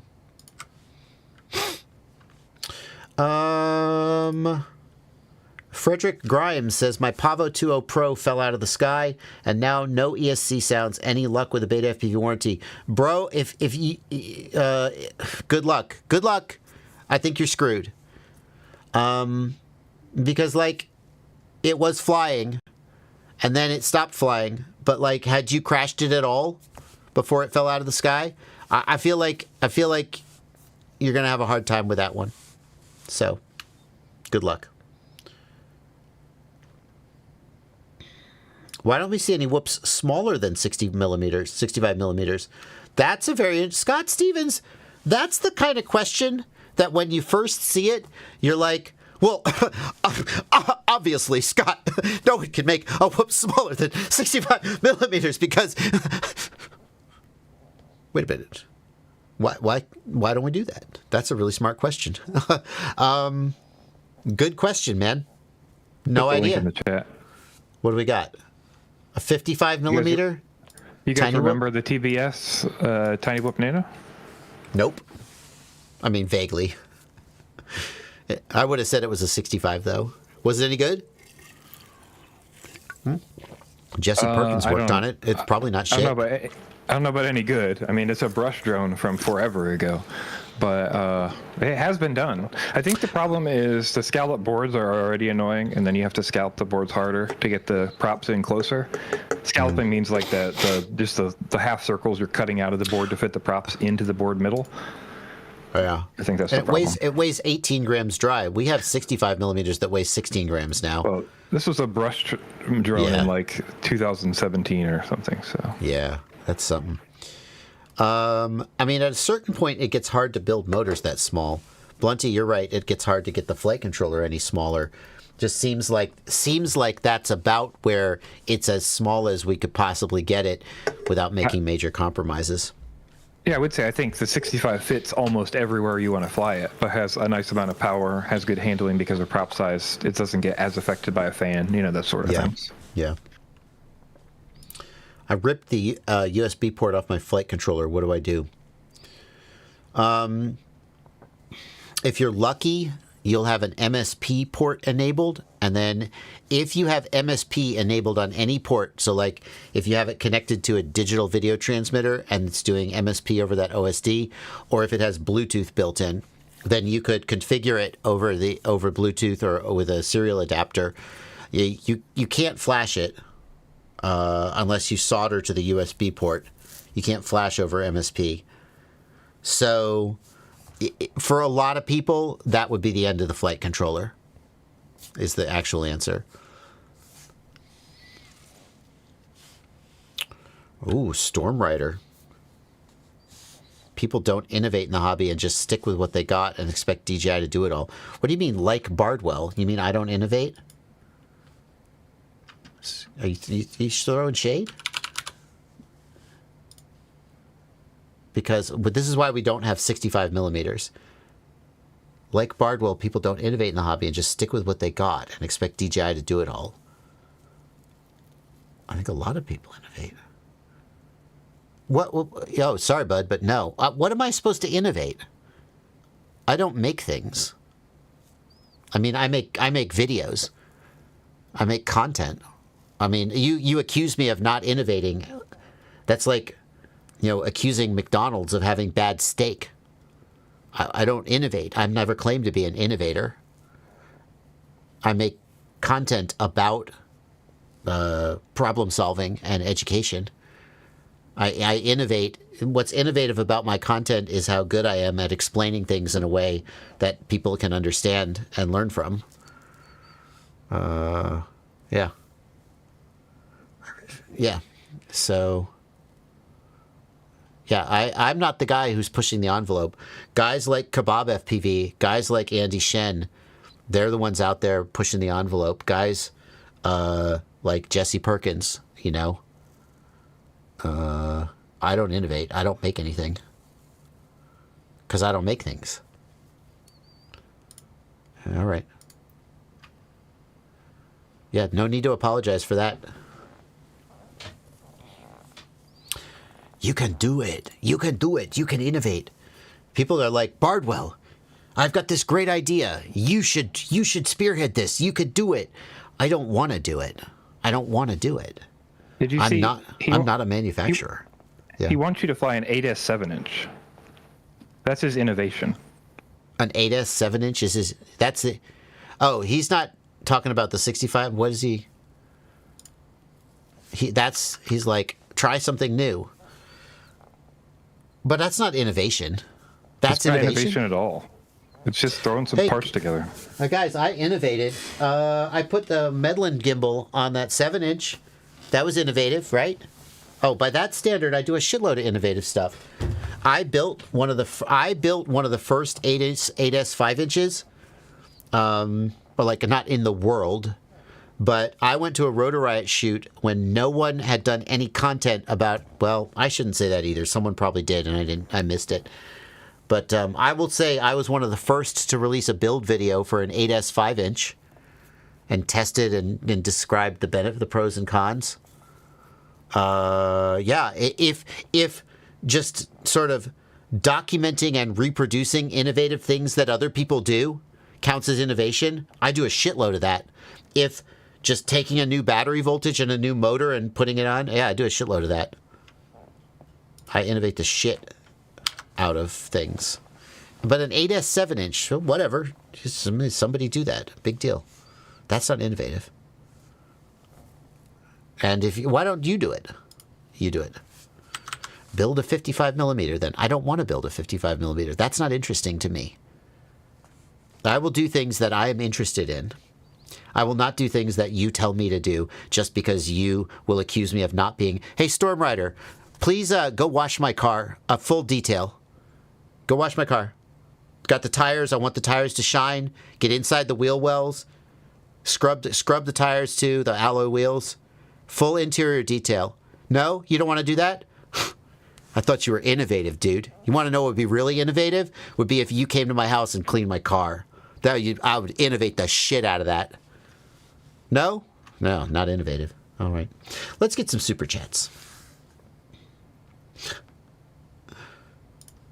Maddie Dubs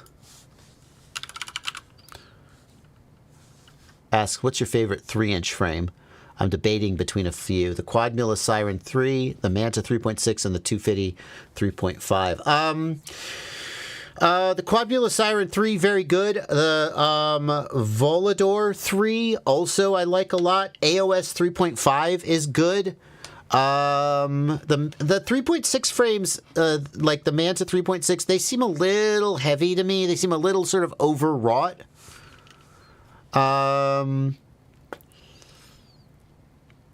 All of those are good. I'd be tempted by the Volador 3.5 today. But, you know, not necessarily because it's like better than any of the ones you named. Yeah. Oh, did he get... Is he gone, Blunty? Yes. He's trolling in the chat. I'm done with it. Yeah, no, great. They're roasting him. Yeah. I love it when people say, you know what you should do? This thing that I want. Oh yeah, let me get right on that. Especially if it's a thing that I wouldn't enjoy and don't have... People think that because I'm a successful content creator that I'm just good at everything. Like, I don't know how to design a flight controller. I know how to build a flight controller. I know how to use a flight controller. And I know how to look at a flight controller and go, this is fucking stupid that you did it this way. And that's called reviewing products. I don't know how to build a flight controller, make a flight controller. People are like, why don't... You know what we need? This hobby needs a flight controller that does it all and costs $20. You should do that, Bardwell. And I'm like, that's not my skill set. I'm not good at that. I don't enjoy that. I don't want to do it. So I'm not going to do it. Well, wow, I thought you were innovative. Well, you're not. I felt wrong. Thank you for $10 from Colin Regan. Built my third 5-inch with a GEP-RC F7 stack and ELRS RP1 receiver. Sometimes I'm plugging one in, motor 1 doesn't beep and the quad can't take off. Sometimes it takes off but it has drift. Sometimes all is well. Yeesh. Here's the first thing I would say is, if motor 1 doesn't beep at all, like it doesn't even go doo-doo-doo, that's the ESC is like dead or something. That's pretty much, if it like never does it, maybe it was a bad flash. But if it like sometimes does it and sometimes doesn't, I feel like that's a dead ESC. If it doesn't go, if it goes doo-doo-doo, but not doo-doo, that could be a flight controller issue. It feels like you've got a bad ESC though. Could be a cold solder joint. I mean, I don't know how that would make it not beep at all. Like, even if you had one motor wire bad, the other two, it would still beep. It would just be weak beeps. I think your ESC's on the way out. Would you say DJI works 90% of the time? I mean, if I have to say yes or no to that question, I guess the answer is yes. Morton Upshot, if the ESC cable was loose, you would still get the doot-a-doot, but not the doot-doot. So it really matters. Has he said in the chat whether he gets the doot-a-doot versus the doot-doot? Yeah.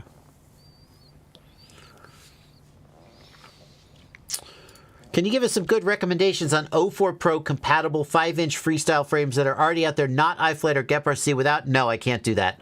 I appreciate your $20 super chat. I just don't have that information to give you right now. I have not compiled a list of everyone who's released a frame, then with or without 3D printed adapters, yada, yada, yada. I just don't have that information. I appreciate your donation. And for a very generous $20 donation, I wish I could give you a better answer. But I don't have that information. So the only thing I could do sort of ethically is tell you I don't have that information and thank you for your donation. You want to ask a different question? You want to use your super chat a different way? Be my guest. Please do a run of the O4 Lite with the O4 Pro antenna. Rather just put a... Yeah. I don't know about that. The O4 Pro is a pretty big antenna. I guess we could take one off. Yeah, maybe. Maybe.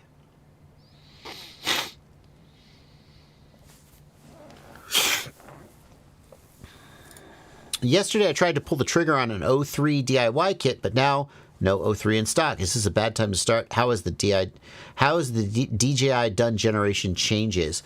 Yeah. Is it a bad time to start? It's never a good time to start. Everything is always out of stock forever. I would still buy the DIY kit and then try to source the O3 separately. I mean, you should be able to get an O3, especially now that the O4 is out. The demand for the O3 will be reduced, I think.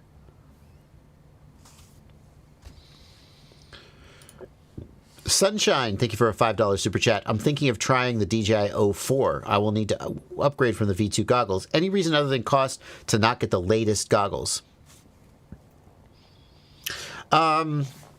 Sunshine, the number one reason you would pick the G2 today, or the Integra, is that the G2 and the Integra have compatibility with all three current generations. They can bind to the Vistas, they can bind to the O3, and they can bind to the O4.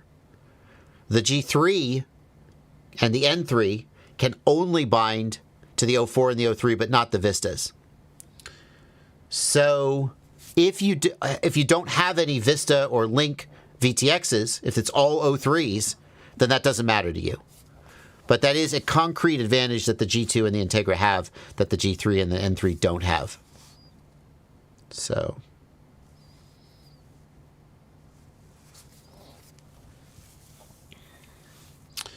DJI Neo is the best consumer drone DJI has made. Well, that's just like your opinion, man. I'd put the Avata 2 over the Neo, personally. The Neo is cool, but I think it's so small. And it doesn't have it has much less capability. Do I need to register sub 250 or trust as recreational? Travis Eastman, as a recreational pilot, you do not need to register any drone under 250 grams that is flown recreationally. You do need to do trust. You do need to do trust. That is true. Thank you, Plenty.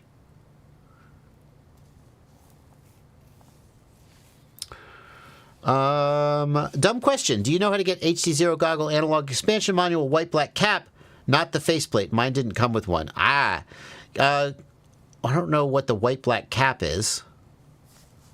Let's, search for that.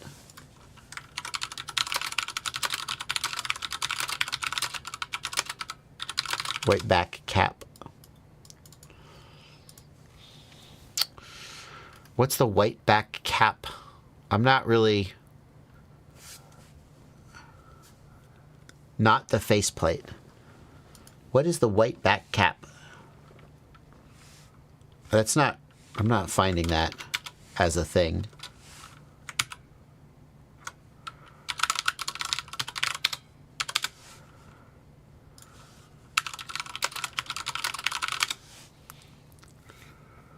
So there's a low profile, somewhere there's a low profile print for the expansion module. That's this.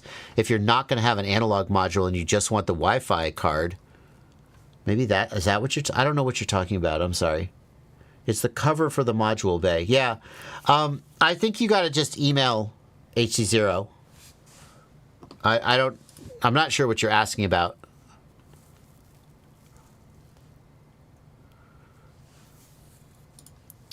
Marcus Mann, it's not required that you donate to get your question answered, but donations come first, obviously. And there are so many questions asked that many people who ask a question won't get it answered. As I always say, you can always email jb@joshuabardwell.com. It won't be the same as if I answer your question on a live stream, but you will get a reply.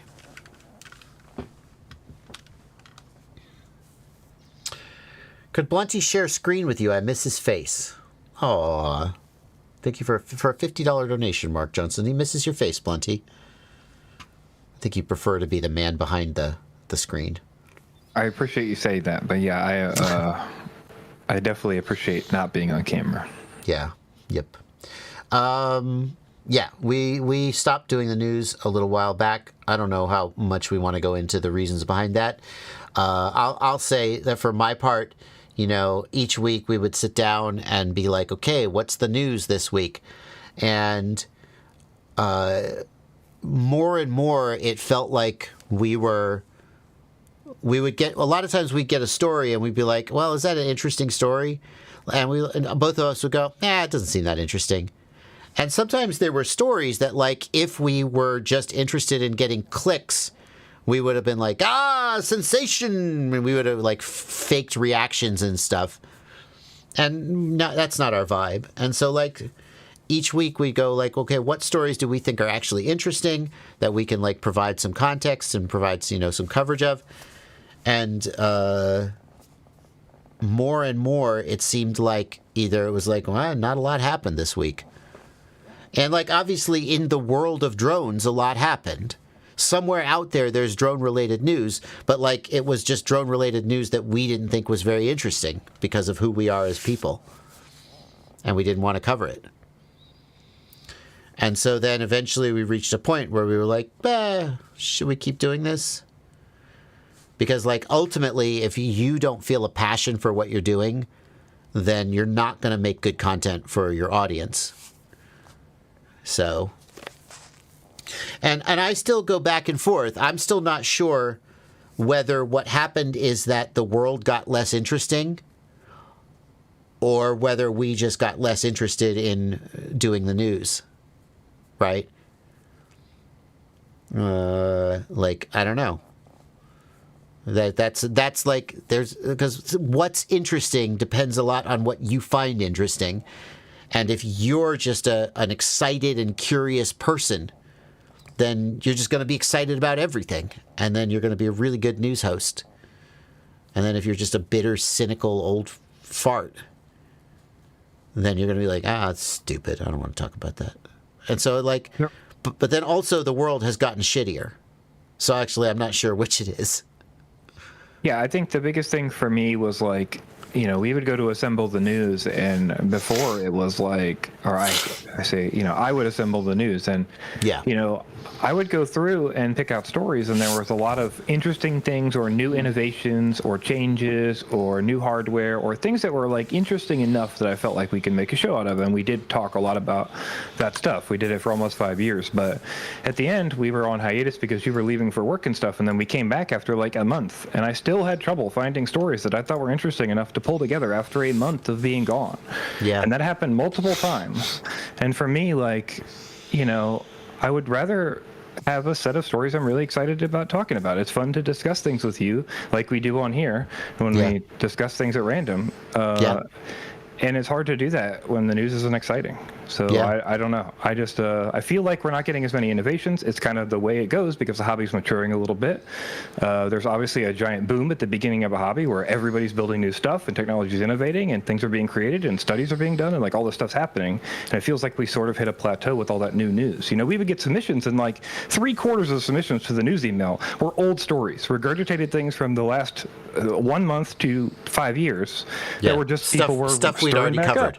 Yeah, or seeing different projects or whatever, and it's like, do we start rehashing things we've done 4 years ago, or do we just not do this? You know, we had certain policies about news that we didn't want to cover. Like one of the things that I said was new products are not inherently newsworthy. Simply because a new product came out, that doesn't mean it's news. if a new product comes out and there is something unique about it, like the release of the O4 Lite would certainly be newsworthy, you know. But and that cut out certain products. And then there were other types of stories that we didn't want to, like a lot of the military content, the war footage. People would submit war videos, and I was like, you know, as a drone pilot, I find this video very interesting, and I can think of a lot of things that I think about this and would like to say about it, but I don't want that to be what the news is about for reasons which I won't go into necessarily. But I just, that wasn't, I wanted the news to be about the FPV hobby, you know, and as you said, Blunty, you know, we would come back from, you know, a month-long break or sometimes, and I'd be like, so what happened while I was gone? And you'd kind of be like, meh, not that much. And at some point we were just like, all right, well, I think it's time to call it. So anyway, yeah, you know, every good thing comes to an end. Thank you, Joseph Tahari, for a $20 super chat for all my innovation. Thank you, Yotam TBIY, for all the good work and love your content. Thank you for a $2 super chat. Crispy Drip, thank you for a $5 super chat. Crispy Drip wants to know the relationship between the O4 air unit and a DJI controller. You don't have to overcome or bypass anything, Crispy Drip. You just connect an Express ELRS receiver to your flight controller and then tell the flight controller what UART number that's on. On a few flight controllers, the wire coming from the air unit that carries the S-bus signal is on the same UART number that you put the ELRS receiver on. And in that case, you have to remove the yellow S-bus wire from the O3 harness in order for the ELRS receiver to work. Or you just put the Express ELRS receiver on a different UART number, if that's an option. But in general, no, there's nothing you have to do. You just don't use the DJI receiver and you use the ELRS receiver instead. Thank you, Drone Arcaria. Which is better for racing practice, Liftoff Micro or Velocidrone Micro? For racing practice, I feel like Velocidrone is just the gold standard. Liftoff Micro is very good, but all the racers I know practice in Velocidrone.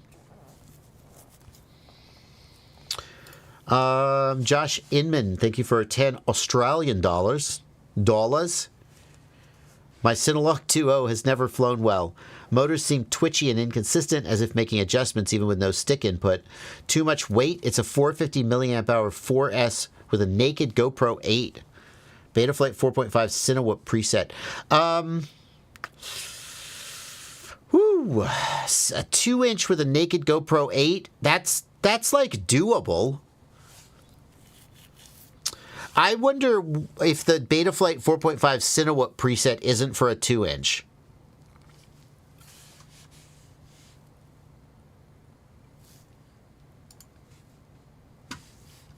I wonder. Go to the presets tab. You loaded the UAV Tech Cinewhoop. Yeah. I think the UAV Tech tunes in general are pretty aggressive. Also, I'd like to note, it's a preset for this class of quadcopter. Look at this. This is not the Cinewhoop that you have. This is an old style Cinewhoop. I would love to know the date on this preset, if that is a thing that one could. What's the date on this video? A year ago. That's not that bad. Is it a year ago? I would be suspicious that this is where you screwed up. So here's what you should do. Go to the PID tuning tab.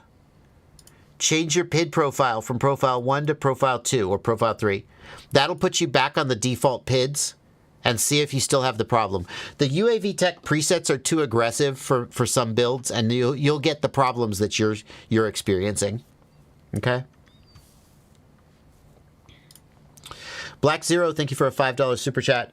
I buy your DIY kit, the O4 Pro, N3 goggles, and Radiomaster Pocket. Is it compatible? No, the O4 Pro currently is not good to mount in the QAV-S frame. They are working on updated side plates to make it work, but today it doesn't work. There is a 3D print you can use. It pushes the O4 camera way out the front, and you don't have a lot of up tilt. It's not a good idea. I don't really recommend it. So, Oh, hey, Mark Spatz is here. UAV Tech is here. Mark Spatz says you want the Cinelog preset, not the Cinewhoop preset. Okay. Damn. Lucky me. Here, I'm talking shit about your presets, Mark. So we go to presets. Mark Spatz suggests you load the Cinelog preset. There we go. That's what I'm talking about. And choose the low build quality option first. And try that. Well done. Good man. Lucky that he was here.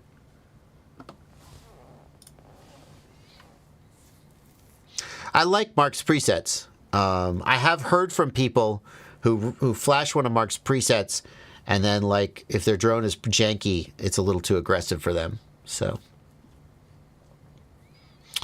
ooh, I love this question. This isn't a super chat. I love this question. Does a Y6 drone like the Recon Y6 have one motor redundancy? It could, but if you're running Betaflight, it doesn't. Because in order to have motor redundancy, the flight controller has to recognize that the motor has failed and then remap the mixer to remove that motor from the mixer. Otherwise, all the other motors just drop to 0 to try and balance out the motor that isn't making any thrust. So in Betaflight on a Y6, if you lose one motor, you could theoretically have redundancy, but you won't. It'll just fall out of the air. You would need something like RGPilot that supports...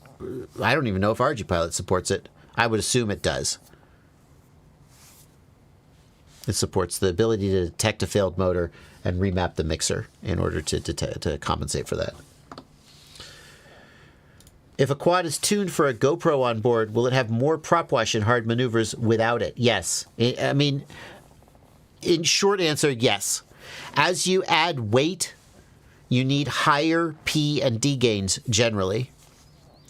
As you remove weight, you will then have, if you've tuned the quad to the edge with a GoPro on, when you remove the GoPro, you can get more prop wash because now it's over-tuned. I don't think iNav supports that, but I'm not sure. I'm sure that Betaflight doesn't support the ability to detect a failed motor and redo the mixer. And I'm 99% sure that RGPilot does. And I think that iNav doesn't, but I'm not very confident about that answer. Caddx Eclipse 006 HD thermal with infrared AI box, but has the MIPI port hooked up to the Avatar system. Can the infra do the same with MIPI populated? I don't know. I don't know about that. It's a question of whether it's a firmware support issue. Obviously, it's the same box, but is it running the same firmware? I think there's a fair chance it would work, but I haven't tested it. If you test it, let me know.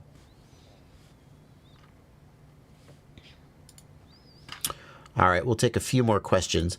Are prices on the O3 expected to drop now that the O4 is out? You would think so, right? Well, the rumor is that they're just stopping making them, so I wouldn't expect them to drop. I would expect them to sell out. Oh. Like they just... Oh. I know they just dropped the price. You think they're going to stop making them? That's what the rumor is, yeah. I think Magtech is the one that said that. I asked him the other day again, and he said yes. He thinks that there's no reason for them to continue producing an O3. With the O4 because the Goggles 2 and Integra got supported on launch, so they're just going to drop the O3. That's what he was saying. Yeah. Brandon Bean says the O3 is $179 until it's gone. We heard, I'll just say, we heard the same thing when the O3 launched, and we did lose the Air unit, but we didn't lose the Vista. But the Vista was also sold by Caddx. The real question is, are they going to keep making the Vista? We have to presume it's the relationship with Runcam and Caddx, and specifically Runcam that causes them to continue. At a certain point, there's no point making it because the goggles don't. Right. Like right now, the G2 support it. There are still people running the V2. I don't think there's very many V1s out there.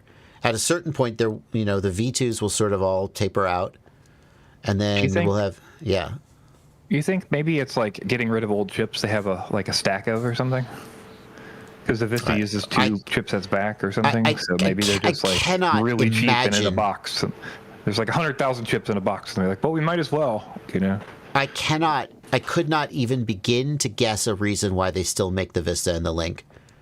like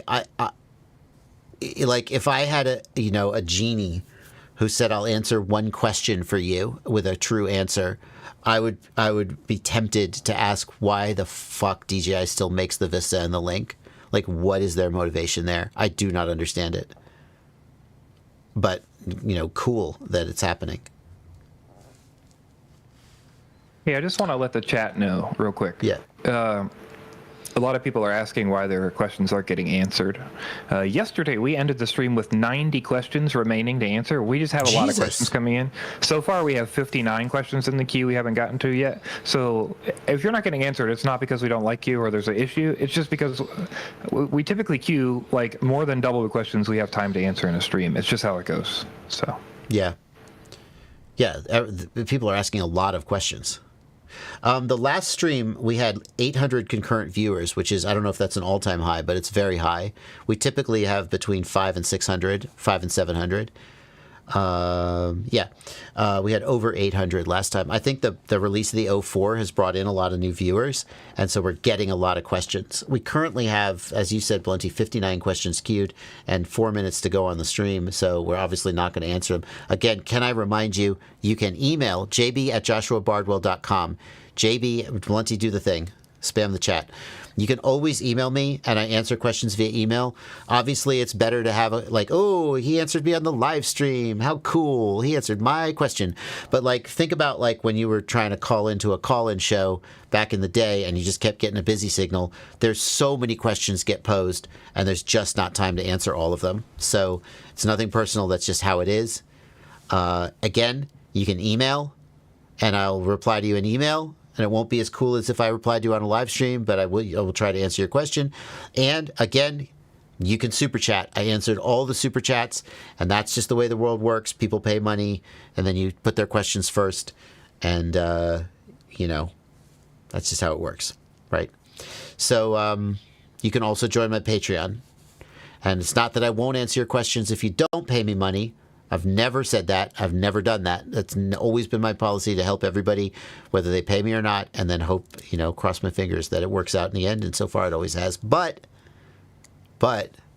if you do pay me, you do kind of go to the front of the line. So there you go. Shade says it's fairly hard to answer through email, and I'm a younger pilot with no money. So yeah, I don't know what to tell you, man. I don't know what to tell you. It's just, you want me to get on the phone with you, or you want Blunty, that's a high value thing. And someone out there will jump on the phone with you for free and just help you because they're a cool dude. But when there's 60 people who want you to do that every day for the rest of your life, you just can't to do it for all of them. Yeah. Anyway. Yeah, I will just say, I often almost make people work with me, over chat before we get on a call. And it's sort of to make sure that I understand their problems and stuff and that they've done basic checks. So by the time you get on the call, you're not wasting their money and their time. Correct. Yeah, I want to you're paying me money. Let's do the real thing, right? But the other reason is that a lot of people think things are way harder or way more complicated or their problem is very special, and sometimes that's the case. But there's a lot of times where if you just ask a couple things and we go back and forth 3 times, you're going to have an answer, and you don't think I would have an answer, but I have an answer. And so I would encourage you to message me on Discord. It's Blunty. Ask me the question. Let's go back and forth 3 times and see if we can figure it out. It's a lot easier typically than you think. Yeah. Alexander Barker, I did answer your super chat. I addressed your super chat.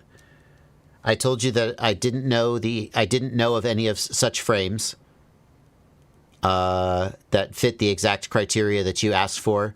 And if you wanted to use your super chat to ask a different question, I'd be happy to answer it, but that I just don't have any other good recommendations.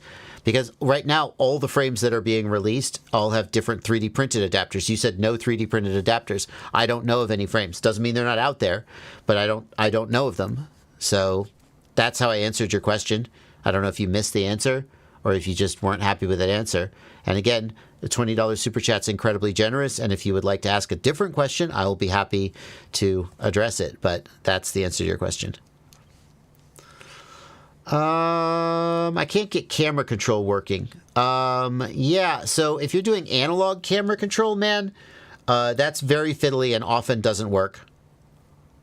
There's a good Oscar Liang article on it that describes the issues and talks about resistor or capacitor or something you can add to try to make it work. But if you have a camera that supports UART-based, that's the way to do it, because that just works. One of the things is that if you have a camera that supports UART-based control, it can either be in digital or analog mode, and there's a way to switch it between modes. Oh, golly, what's the way? Oh, I've forgotten. It's been so long since I set it up. I have tutorials about camera control that show how to put the camera. So when you power it up, it says analog in the upper left corner versus digital. That tells you what camera control mode it's in. And that could be, you should definitely get it working with digital camera control if your camera supports it. Because analog is, but honestly, dude, that's such a mess to get that going that I haven't done it in years. Well, obviously you want to get it going, so it's not, I'm not telling you not to.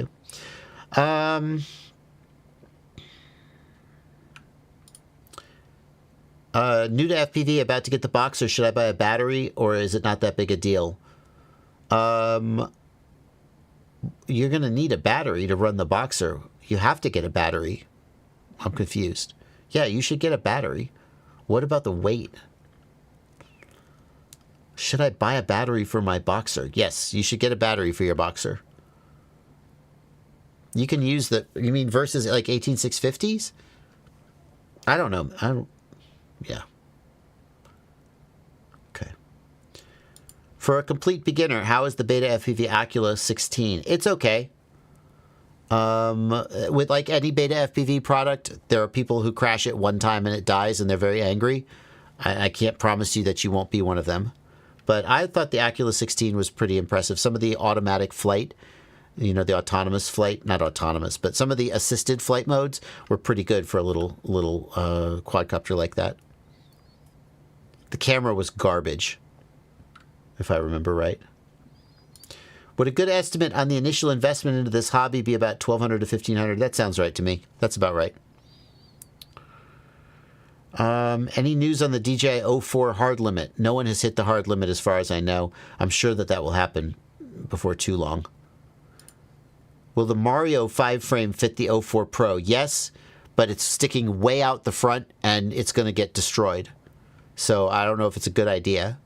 It really needs to be pushed back so it's behind the front plates. But yes, it will fit. How do I set a quad up with GPS failsafe if flying over water and probably hit a wave? I lost signal. GPS sats will be lost too. Drone is water and flowing. I'm going to refer you to my GPS rescue video, Betaflight 4.5 GPS rescue setup guide. That's going to show how to set up GPS rescue in Betaflight. A full tutorial. It's 36 minutes. I didn't leave anything out. Just to be clear, if you're hitting a wave, you're going to need waterproofing. Oh yeah, no, you're fucked. I hoped he was saying I'm fail-safing and I don't want to hit a wave. If you hit a wave, you're going in the water. That's just it. All right. Guys, oh my God, we're running way over. I've run into Ciati's time, taken time from him. So rude. Aaron Ciati is streaming on his channel. Here's the link. We are going to wrap up here. Thank you guys so much. We will be on a break for at least a week or two. You'll know when I'm back because I'll be here. And we'll see you. But that's going to do it. Ciati says, I prefer watching you to streaming. Well, I've got 53 questions, Ciati. So, do you recommend Walksnail or the DJI O4 Lite? The DJI O4 Lite all freaking day. Ridiculously, so much better. Good goggle foam replacements. Newbie drone, max comfort goggle foam, the goat. In-depth black box tuning guides. Look up PID Toolbox on YouTube. PID Toolbox, PID Toolbox. Brian White is the guy's name, but I think his channel is PID Toolbox. Just He's to be the clear, goat. Pit Toolbox is paid only now, though. So Yeah, but okay, fair. But his tutorials are still the best for pit tuning. You just have to buy. I just think it goes over a paid tool. Yeah, that's all. That's fair, but like, what else is there? I mean, Mark Spatz. Blackbox Explorer in the classic way, but yeah. Yeah, but Pit Toolbox is like good. But I don't know if Mark Spatz is still doing like pit tuning tutorials the way that he used to. I don't know if he's still here. But yeah. All right, I got to wrap up. Good night, everybody. See you in the next one.